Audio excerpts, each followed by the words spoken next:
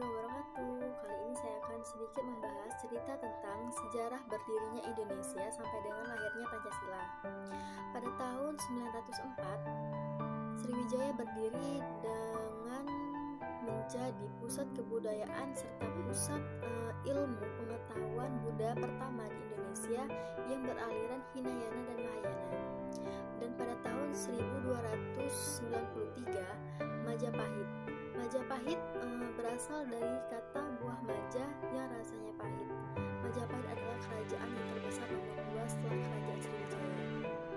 Pada tahun 1434, Cehu melakukan pelayaran ke Indonesia, dan pada tahun 1511, Portugis melakukan persebaran agama Kristen di Indonesia. Pada tahun 1595, Belanda masuk ke Indonesia, dan pada tahun 1602 terbentuklah yang namanya VOC.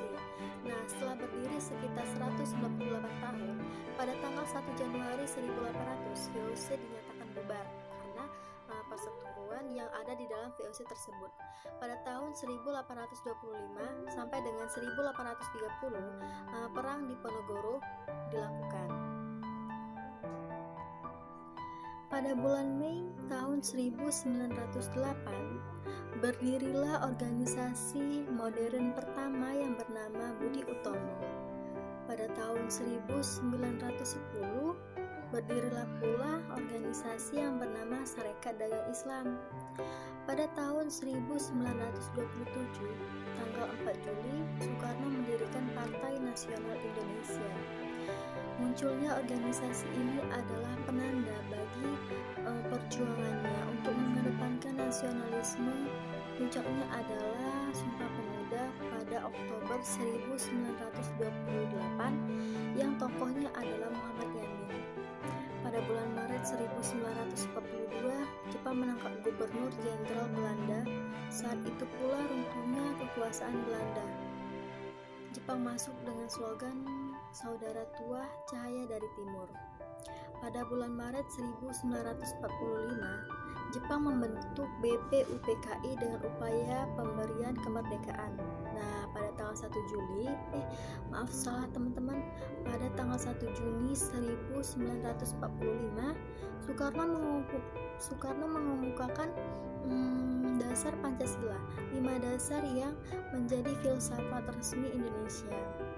Pada tanggal 15 Agustus tahun 1945, Jepang menyerah tanpa syarat setelah sekutu melakukan bom di Hiroshima pada tanggal 6 Agustus 1945. Pada saat itu terjadi kekosongan kekuasaan karena sekutu yang mengalahkan Jepang tidak melakukan penaklukan terhadap Indonesia. Sementara itu Jepang masih berkuasa, namun Jepang menyerah.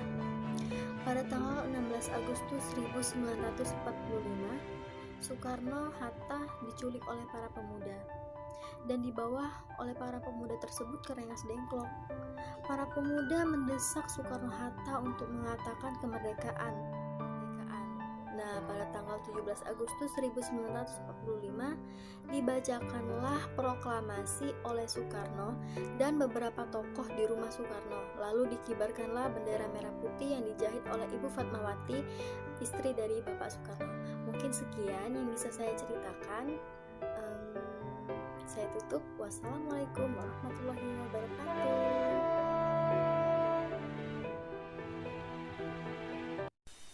Proklamasi.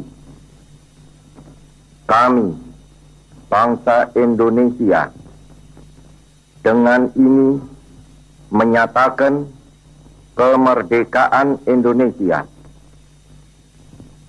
Hal-hal yang mengenai pemindahan kekuasaan dan lain-lain diselenggarakan dengan cara saksama dan dalam tempo yang sesingkat-singkatnya. Jakarta, 17 Agustus 1945, atas nama bangsa Indonesia, Soekarno-Hatta.